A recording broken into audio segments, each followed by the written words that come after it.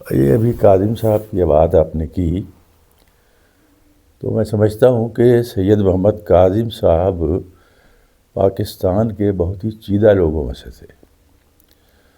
اور جتنی صفات کے وہ جامع تھے جس طریقے سے، اور جو غیر معمولی ذہن انہوں نے پایا تھا، ایسے لوگ بہت ہی کامیاب، نایابی کی حد تک کامیاب ہوتے ہیں۔ میرا ان سے غائبانہ تعارف جو ہے وہ اس طرح ہوا کہ میں نے اپنے تدریسی کیریئر کا آغاز 1962 جنوری میں بہاولپور سے کیا۔ وہاں انٹر کالج میں لیکچرر کی حیثیت سے گیا، تو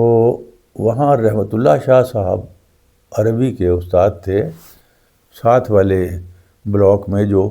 ایس سی کالج تھا، اور جس میں کہ وہ بی اے وغیرہ کی کلاسز تھی، ہمارے یہاں صرف انٹرمیڈیٹ تھا، تو لیکن ان سے ملاقات ہوتی رہتی تھی۔ ان کی شخصیت بھی اپنی جگہ بڑی وہ تھی کہ وہ پڑھاتے تو تھے عربی، لیکن وہ بہت ہی ایک جدید ذہن کے مالک تھے، اور بڑے دیکھنے میں بھی بہت خوبصورت اور کافی دراز قد، فٹ بال وغیرہ سے بھی بڑی دلچسپی تھی، اور عربی کے بھی وہ استاد تھے، اسکالر تھے۔ تو ان سے جہاں عربی پر کچھ بات چیت ہوتی تھی تو وہ کہا کرتے تھے کہ عربی تو ہمارے کاظم صاحب جانتے ہیں۔ کاظم صاحب ان کے غالباً کزن تھے، تو اس طرح سے پھر وہ کہتے تھے کہ انگریزی بھی کاظم صاحب ہی جانتے ہیں، ان کا تو یہ ہکسلے جو ہے وہ ان کا فیوریٹ رائٹر ہے وغیرہ۔ تو ان کے بارے میں غائبانہ رحمت اللہ شاہ صاحب بات کرتے رہتے تھے، بڑی اس کے ساتھ تعریف و توصیف کے ساتھ۔ اس زمانے میں ہمیں کچھ فلم بینی کا بھی شوق تھا، تو میں اور میرا ایک دوست مرحوم افضل ہوا کرتا تھا، باٹنی کا لیکچرر، ہماری بہت آپس میں طبیعت ملتی تھی، تو ہم دونوں ایک دفعہ وہاں سنیما میں، یہ غالباً فلم تھی کوئین آف شیبا، وہ دیکھنے کے لیے گئے تھے۔ تو وہاں انٹرول میں اس وقت یہ کلچر تھا نا کہ نکل کے لوگ چائے وائے پیتے تھے، تو وہاں ایک چھوٹا سا ایک کیفے سمجھ لیں یا جو بھی ایک سٹال سمجھ لیں، اس کی جو سل باہر کی طرف نکلی ہوئی، اسی پر کھڑے ہو کر لوگ چائے پی لیتے تھے۔ تو وہاں ہم بھی چائے پینے گئے، اور وہاں رحمت اللہ شاہ صاحب کے ساتھ کاظم صاحب بھی موجود تھے، اور کاظم صاحب بھی چائے پی رہے تھے۔ تو اس وقت کاظم صاحب کی ہلکی ہلکی داڑھی بھی تھی، بہت زیادہ بڑی داڑھی نہیں تھی، لیکن ان کے چہرے پر ایک حاشیہ داڑھی کا موجود تھا۔ تو انہوں نے میرا تعارف کروایا کہ جی کاظم صاحب ہیں۔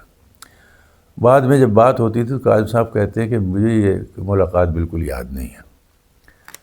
لیکن میں ان کی شخصیت کو پہلی دفعہ اس دن دیکھا، اور علمی تو کوئی بات چیت ہوئی نہیں ہے، بڑی ایک وہ سرسری سی ملاقات ہوئی، لیکن بہرحال میں نے ان کو دیکھ لیا۔ اب بعد ازاں ایک طویل عرصے کے بعد جب میں سرگودا میں تھا، تو ان کی جو کتاب تھی مضامین عربی ادب میں مطالعے، وہ چھپی۔ وہ پہلی تو ٹائپ میں چھپی تھی، بڑی خوبصورت تھی وہ کتاب مجھے احمد ندیم قاسمی صاحب نے بھیجوائی، اور قاسمی صاحب بھی اس اعتبار سے بہت یاد رکھے جانے کے لائق ہیں کہ انہوں نے بہت سے اچھے لکھنے والوں کو فنون کے پلیٹ فارم پہ جمع کیا،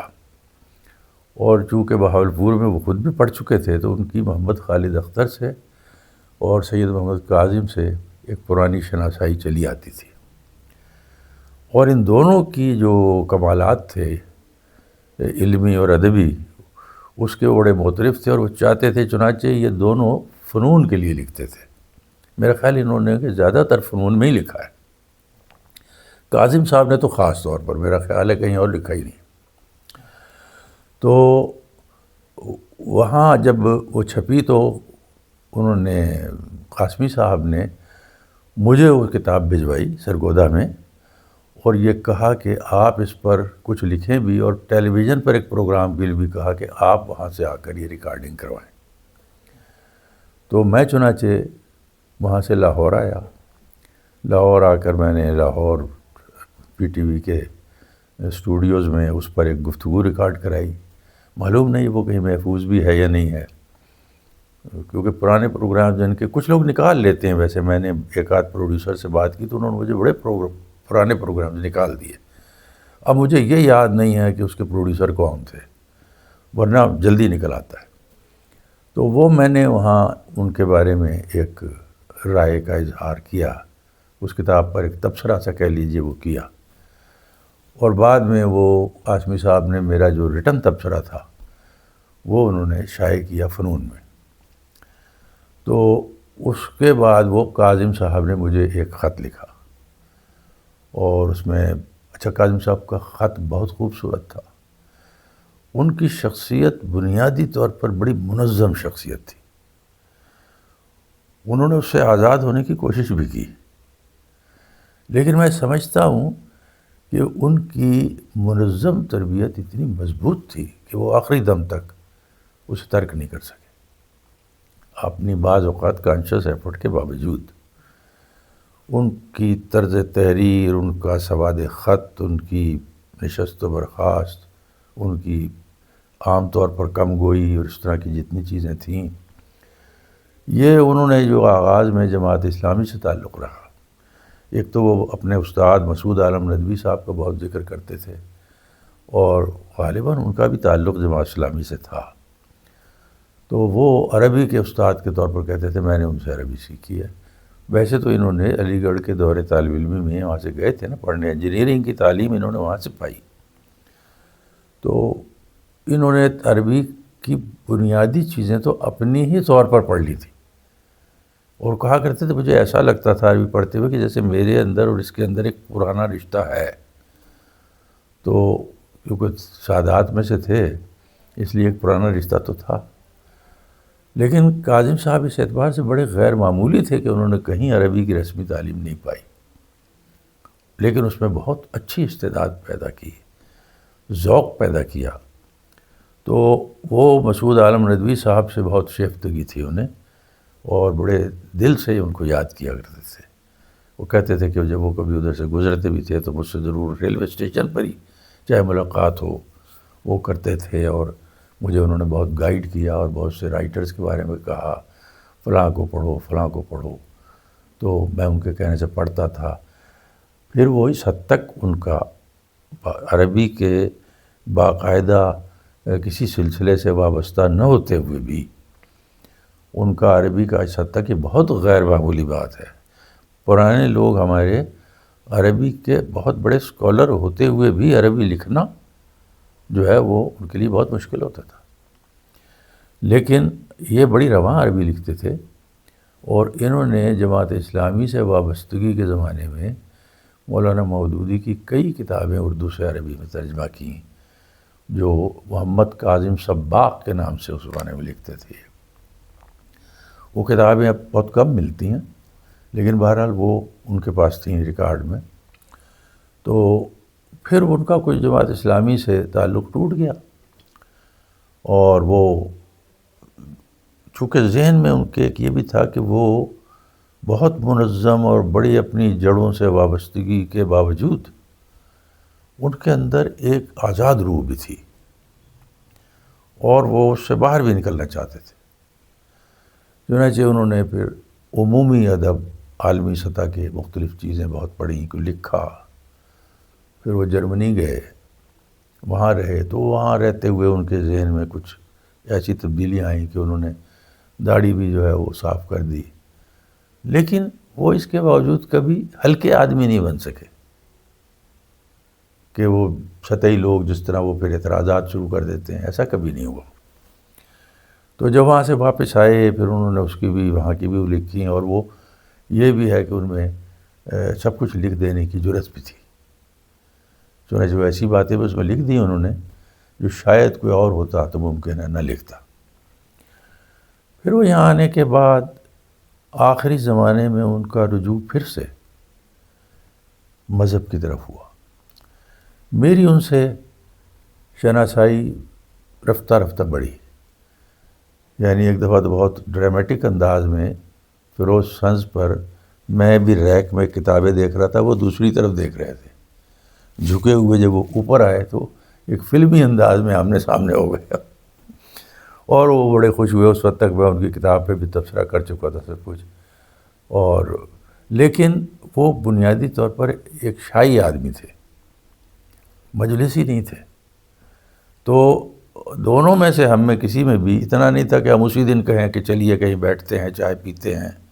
یہ وہ، اور آپ کہاں رہتے ہیں اور میں کہاں رہتا ہوں وغیرہ وغیرہ، ایسا کچھ نہیں ہوا۔ پھر ایسا اتفاق ہو گیا کہ میں نے جوہر ٹاؤن میں جو میرا پرانا مکان آپ نے دیکھا ہے،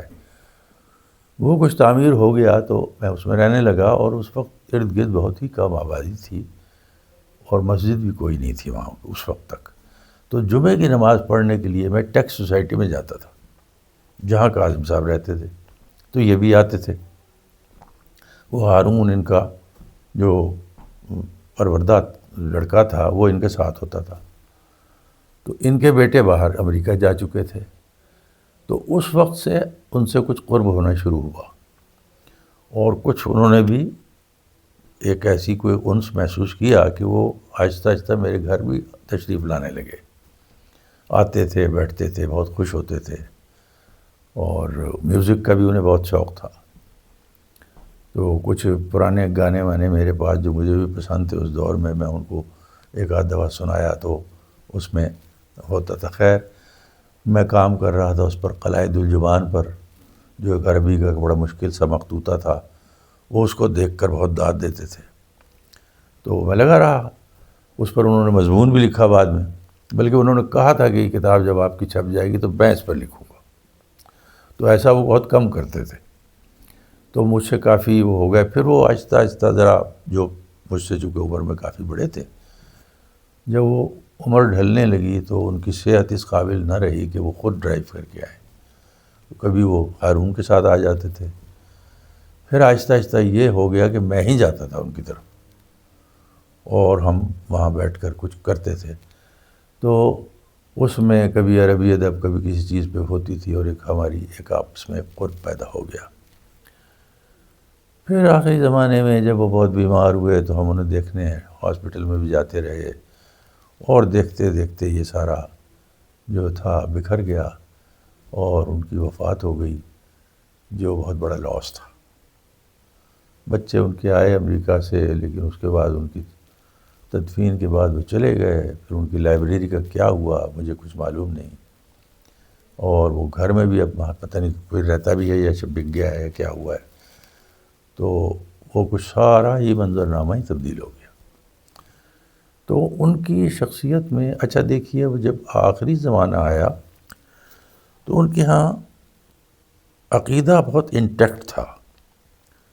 تو ان کے ذہن میں یہ خیال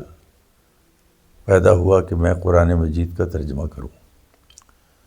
اب میں نے خود تو جا کر کبھی ان کی ٹیبل پہ نہیں دیکھا، لیکن مجھے یاد پڑتا ہے کہ وہ بتاتے تھے کہ انہوں نے مختلف تراجم جو پہلے کے ہیں وہ اپنی ڈائننگ ٹیبل پر سب پھیلا کے رکھ دیے تھے، اور وہ عصر کے بعد مغرب تک وہ بیٹھ کر روزانہ کیا کرتے تھے، اور طبیعت میں ان کی استقلال اور باقاعدگی بہت زیادہ تھی۔ تو وہ چنانچہ انہوں نے تقریباً 1-1.5 برس میں وہ ترجمہ کر لیا، اور وہ سنگ میل والوں کو، نیاز صاحب اس وقت حیات تھے، ان کو دے دیا، اور اس پر کوئی رائلٹی وغیرہ کی بات ہوئی تو انہوں نے کہا کہ میں اس کتاب کی رائلٹی بالکل نہیں لوں گا، اس اپنے کام کی، یہ میں نے اپنی عاقبت کے لیے کیا۔ تو انہوں نے بھی کہا کہ ہم بھی اس پر کوئی منافع نہیں لیں گے۔ تو اس طرح وہ کتاب چھپی، پھر انہوں نے مجھے بڑے شوق سے دی، اور یہ بھی کہا کہ فلاں فلاں میں سوچ رہا ہوں کہ اس میں یہ بھی ہوتا تو بڑا اچھا تھا۔ میں نے مجھ سے کہا کہ آپ کریں یہ کام وغیرہ۔ خیر،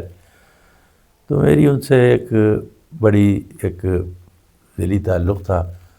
اس میں وہ ایک واقعہ بڑا دلچسپ بھی ہوا، چونکہ وہ وابڈا میں اس وقت تک آفیسر تھے، وہ میرے خیال اس وقت ریٹائر ہو چکے تھے۔ تو میرے ساتھ ایک عجیب سا روزمرہ کا ایک عجیب سا واقعہ پیش آیا کہ میرے گھر کے ساتھ والے پلاٹ میں بجلی کا کھمبا نصب تھا، تو اس میں جو صاحب اس کے جن کی بہن کے یا بہنوئی کے نام وہ پلاٹ تھا، ان کا موڈ مکان بنانے کا ہوا، تو انہوں نے محسوس کیا کہ کھمبا ہمارے دروازے کے قریب آ جائے گا، اس کو یہاں سے ہمیں ہٹا دینا چاہیے۔ وہ تھے بابڈا میں، اور انہوں نے یہ خاصی عجیب حرکت کی کہ وہ میرے ہاں آئے اور انہوں نے آ کر گھنٹی بجا کے مجھے کہنے لگے جی میں بابڈا میں ہوں، یہ ہوں وہ ہوں، اور یہ جو کھمبوں کا باہمی فاصلہ ہونا چاہیے ایک کھمبے سے دوسرے تک، یہ جہاں لگا ہے کھمبا یہ زیادہ فاصلہ ہو گیا ہے، تو وہ یہ ادھر شفٹ ہو کر آپ کے دروازے کے آگے آئے گا۔ تو مجھے یہ بات ان کی کچھ پسند نہیں آئی، تو کچھ سمجھ میں اور تو نہیں آیا، تو میں نے کاظم صاحب سے ذکر کیا۔ میں نے کہا کہ اس طرح وہ بابڈا کے ایک صاحب آئے ہیں، وہ کھمبا وہاں سے اکھیڑ کر ہمارے دروازے کے آگے نصب کر دینا چاہتے ہیں۔ تو انہوں نے مجھ سے تو کچھ نہیں کہا، لیکن انہوں نے شاید کسی اس وقت کے جو بھی بڑے افسر تھے اس سے کوئی بات کی، اور اگلے ہی دن وہ صاحب آئے اور آ کر مجھ سے کہا آپ کی تو بڑی پہنچ ہے۔ تو وہ پھر انہوں نے اکھاڑ کر اس سے بھی زیادہ فاصلے پر اسے نصب کرا دیا، جس فاصلے کو وہ کہہ رہے تھے کہ یہ زیادہ ہو گیا۔ تو کاظم صاحب نے اس کو سیریسلی لیا، وہ چیزوں کو سیریسلی لیتے تھے، وہ کبھی غیر ذمہ دار نہیں رہ سکے۔ وہ کتنا ہی یعنی انہوں نے کوشش بھی کی ہو کہ وہ ذرا انفارمل ہو جائیں یا بوہیمین ہو جائیں، وہ ہو ہی نہیں سکتے تھے۔ ان کی بہت مضبوط تربیت تھی۔ تو وہ ان کو اب میں کبھی سوچتا ہوں، انہوں نے دیکھیے کتنا کام بھی کیا ہے، ان کی مختلف کتابیں دیکھ لیں، پھر انہوں نے عربی ادب کو جدید دور کے لوگوں کے قریب کرنے میں ان کے ان مضامین کا، اور اس کے بعد بھی جو انہوں نے مارری وغیرہ پر مضامین لکھے، ان کا بڑا رول ہے،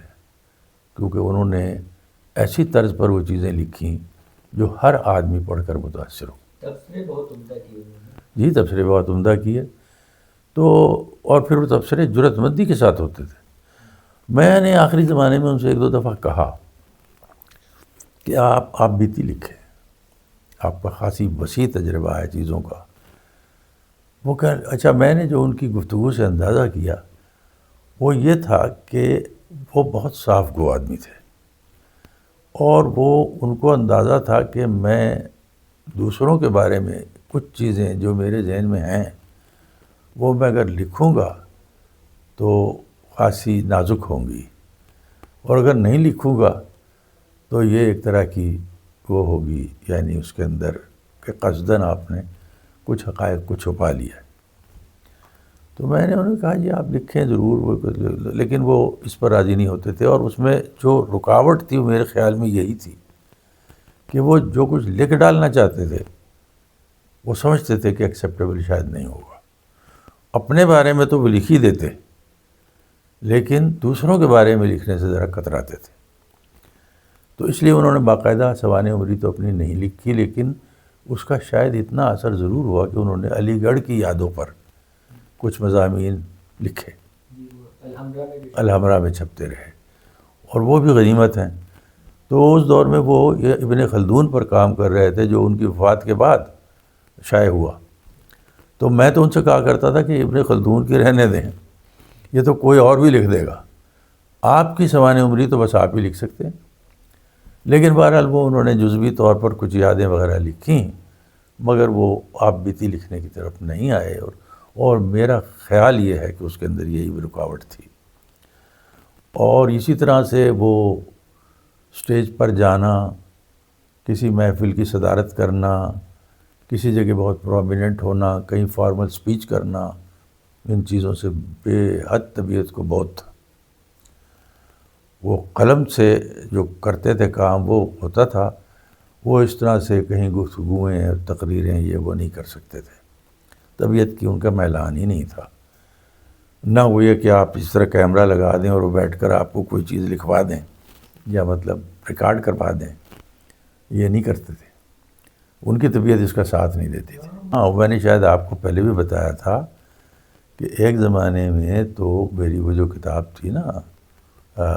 تاریخ علوم میں تہذیب اسلامی کا مقام، جو میں نے ترجمہ کیے تھے عربی سے لیکچرز فات سیزگین کے، اس کا ایک فنکشن ہو رہا تھا گورنمنٹ کالج میں۔ تو وہ میری چیزوں کو شوق سے پڑھتے تھے، ان کو معلوم تھا۔ تو میں نے ان سے کہیں کہہ دیا کہ جی کاظم صاحب آپ آئیے، تو ان کا آنے کا ارادہ تھا، لیکن میں نے کہا نا کہ بلکہ آپ کو تو اس روز اسٹیج پر بیٹھے ہوئے ہونا چاہیے، بس یہ سننے کی دیر تھی کہ وہ اکڑ گئے اور پھر وہ آئے ہی نہیں فنکشن میں کہ کہیں مجھے کوئی بٹھا ہی نہ دے وہاں لے جا کے۔ تو ان کی شخصیت کی کتنی باتیں ہیں، دیکھیے اسلامی فلسفے پر بھی انہوں نے کام کیا، عربی پڑھنے کے لیے کتاب لکھی، اور انہوں نے تراجم بھی کیے، تبصرے بھی کیے، بڑے اچھے مضامین بھی لکھے۔ ہاں اصل میں جہاں تک تو اس کا تعلق ہے نا گائیڈنس لینے کا، وہ تو جس دن سے میرے استاد محترم ڈاکٹر صوفی صاحب رخصت ہوئے دنیا سے، خدا انہیں غریق رحمت کرے، اس کے بعد سے میں یہ محسوس کرتا ہوں کہ مجھے اگر کوئی الجھن پیش آ جائے تو کس کے پاس جاؤں، کوئی نظر نہیں آتا۔ میں نے ان کی لوح مزار کے لیے فارسی کے چند شعر لکھے تھے، تو اس میں ایک شعر یہ بھی تھا کہ کنوں ہجوم حسرت حیرت خود را کجا برم، لب تشنا ماند ہو چشمہ آب صفا نہ ماند، کہ اب میں اپنی پیاس کو لے کے کہاں جاؤں، کیونکہ ایک پیاسا تو میں باقی رہ گیا، لیکن جو چشمہ تھا جہاں سے مجھے مصفا پانی ملتا تھا وہ نہیں رہا۔ تو کاظم صاحب کے ساتھ اتنا ضرور تھا کہ عربی ادب کو شیئر کیا جا سکتا تھا، اور مثلا میں جب وہ مخطوطہ کر رہا تھا جس پر انہوں نے بعد میں بہت دلچسپی سے مضمون بھی لکھا،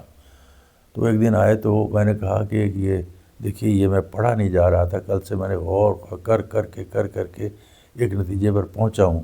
تو انہوں نے فوراً مجھ سے کہا کہ یہ تو نہیں تھا، میں نے کہا یہی تھا۔ تو ان کے ساتھ میں شیئر کر سکتا تھا اور ان سے ڈسکس بھی کر سکتا تھا۔ تو اب ایسا بھی کوئی شخص نہیں رہا، ایک ایسا شخص جس کی اتنی مضبوط علمی بنیاد ہو، اور عربی زبان، وہ کہتے تھے پہلا عشق تو میرا یہی ہے، اگرچہ انہوں نے بعد میں جرمن زبان بھی سیکھی، انگریزی بھی ان کی بہت اچھی تھی، اردو میں لکھتے تھے بہت اچھا، لیکن وہ کہتے تھے عربی میرا پہلا عشق ہے۔ تو ان تمام صفات کے ساتھ اب آپ کو کہاں آدمی ملتے ہیں، تو ان کو اگر آپ یاد کر رہے ہیں آج تو بڑی خوشی کی بات ہے۔ ہونا تو یہ چاہیے کہ قوم اپنے ایسے لوگوں کو کبھی فراموش نہ کرے، ان پر فخر کرنا سیکھیں، لیکن افسوس کہ ہمارے ہاں ان سے بہت کم تر درجے کے لوگ جو ہیں ان کا بہت ذکر ہوتا ہے، وہ لائم لائٹ میں ہوتے ہیں، ان کی پبلک ریلیشننگ ہوتی ہے، لیکن کاظم صاحب جیسے لوگ جو ہیں ان کو جاننے والے ہی بہت کم پائے جاتے ہیں۔